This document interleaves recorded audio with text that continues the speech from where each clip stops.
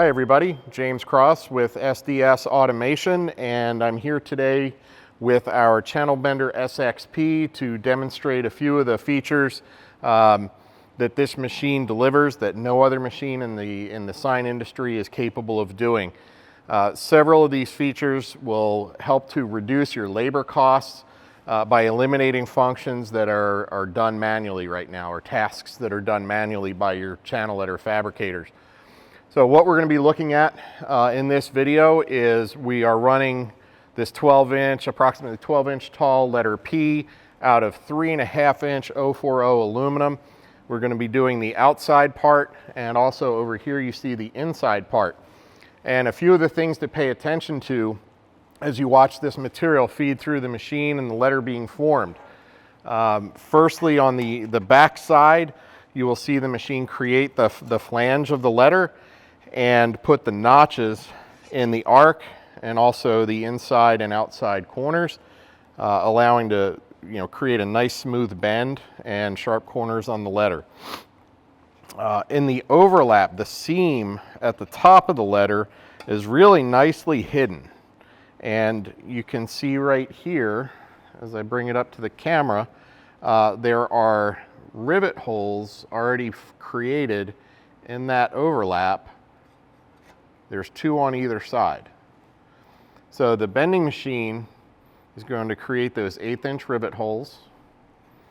And then also in this overlap, you see this side right here on your left is bent down underneath the other side of that overlap. And what that does is it allows that overlap to be very well concealed, and it's nice and flush right here.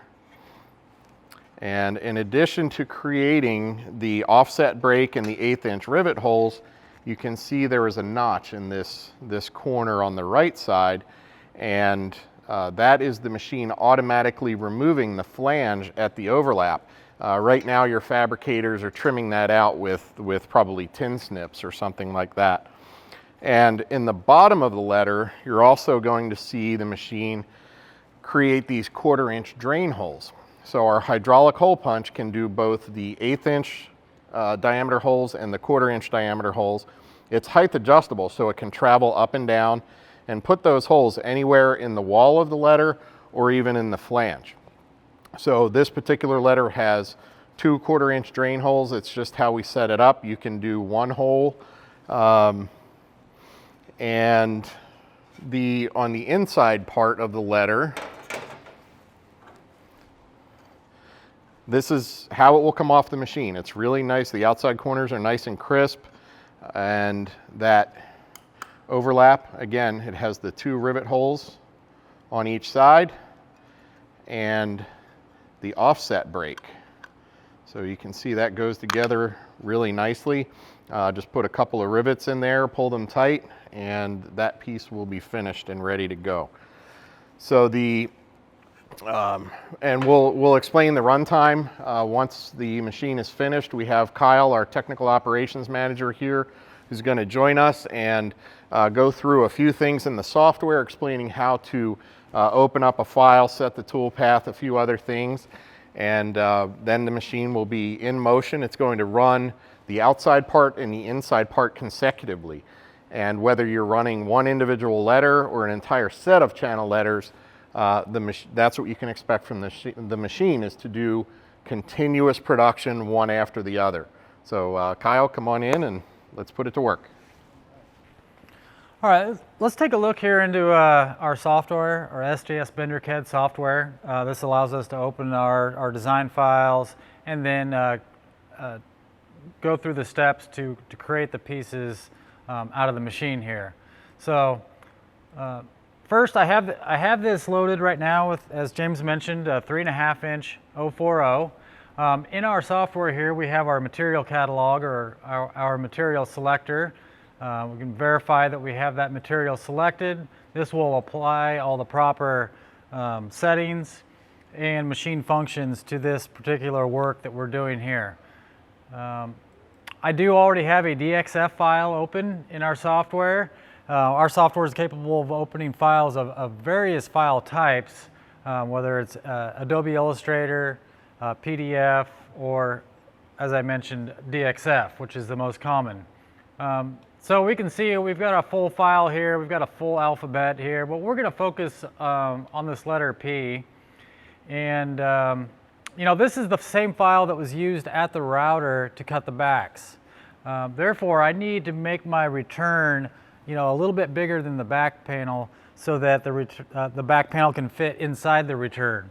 When we draw a tool path on this letter, we're going to apply, at that time, an offset will be applied so that our back fits into the return. So I just drew a tool path quickly. First, we can select where we want our seam to be, and we can use any point to do that.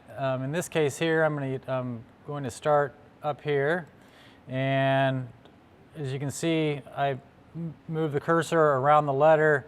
It draws the tool path until it's closed. So we'll select this as our endpoint. Once we've done that, it brings us to our toolpath options where we can adjust the quantity. Maybe I need to make 5 of these pieces. I can also select the type of seam I want applied to it, whether it's our signature overlap or maybe I'm doing some 063 work and I just want a butt joint there. So I can select those options here. So let's go ahead and apply this. And let's draw a toolpath around the inside as well while we're at it. And in this case, we want the return to fit inside this hole, so I'm going to draw that tool path in a clockwise direction. And let's throw some drain holes on here. We've got our hole or punch selector here. I've got one set up to give us, you know, these 2 holes here. You can select 1 hole at a certain height, 3 holes at different heights. But let's go ahead and apply the 2 holes here, and we're going to put that right in the middle here at the bottom. I can apply the punch anywhere along this letter. You know, if I were to do a letter, you know, that had a low point in the top part of it, I'm trying to find something here. I can actually apply the punch to a corner. Maybe it's a lowercase r. Okay, let's look at this letter R here. I could actually apply a punch, you know, right here to this corner to give me my drain hole there.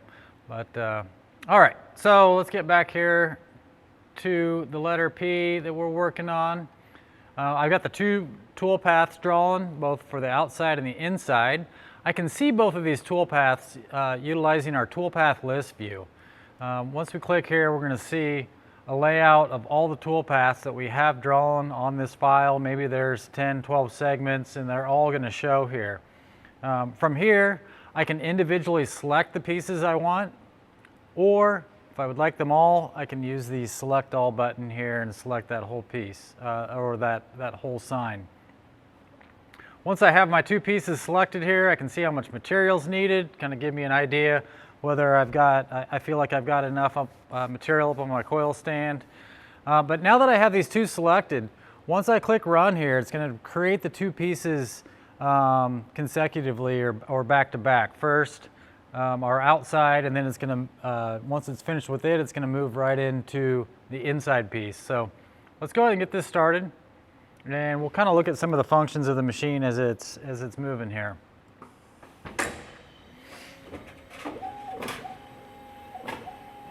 So we start each piece with a clean cut at the start, and then we're removing that area there that will be flanged so we don't have that overlap on our seam. Our feed unit here moving the material, and then our punching unit moving into position to apply the punches needed at that point. In this case here, it's holes for the rivets at the seam. On the back side here, we have our flanging unit creating the flange as the material is fed past it, and then our notching unit here notching the flange where needed.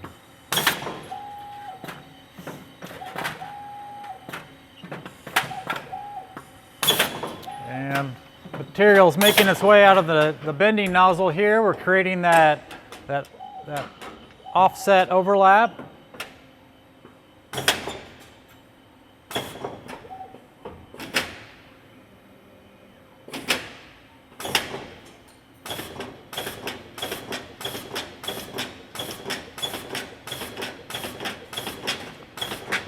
You can see our drain holes that we placed.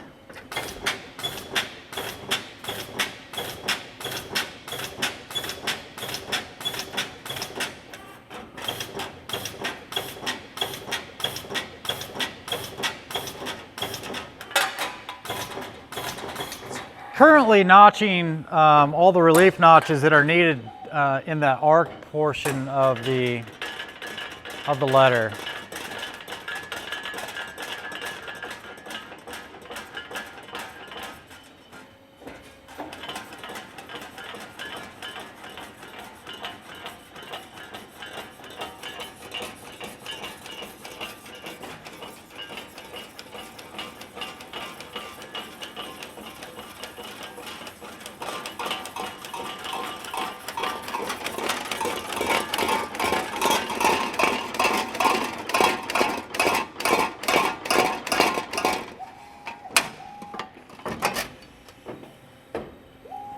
Okay, so there's our letter P, or the outside of that letter P.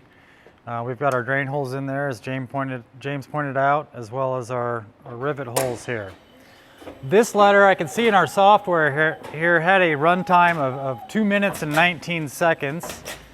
And then, as I said, once it completed this outside, it went into the, once it created the outside, it went into the inside here.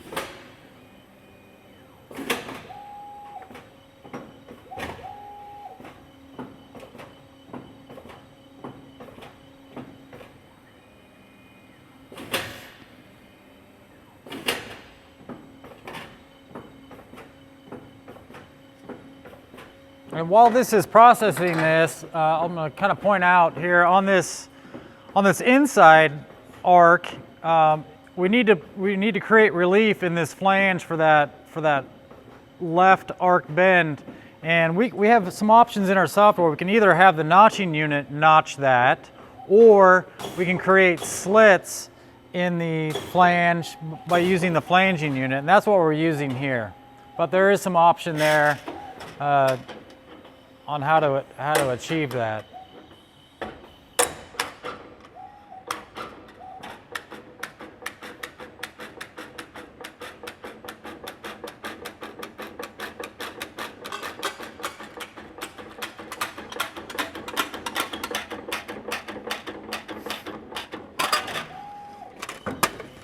All right, so let's look at our two pieces that we just got off the machine here. We've got our outside here, we've got our drain holes in the bottom, and then our rivet holes at the top here. And I've got a rivet. I'm just going to show you how easily how well this lines up and how easily this rivet can slide in there. Maybe. There we go. Sorry, my rivet's got a little burr on it. So there's that, we can see. And then the inside also has our rivet holes there that line up nicely. I know this is probably hard to pick up there, but lines up really nice. And this inside had a run time of 1 minute and 34 seconds. So we had the outside at 220, the inside at 134. We're about 4 minutes total for this piece, for this one letter there.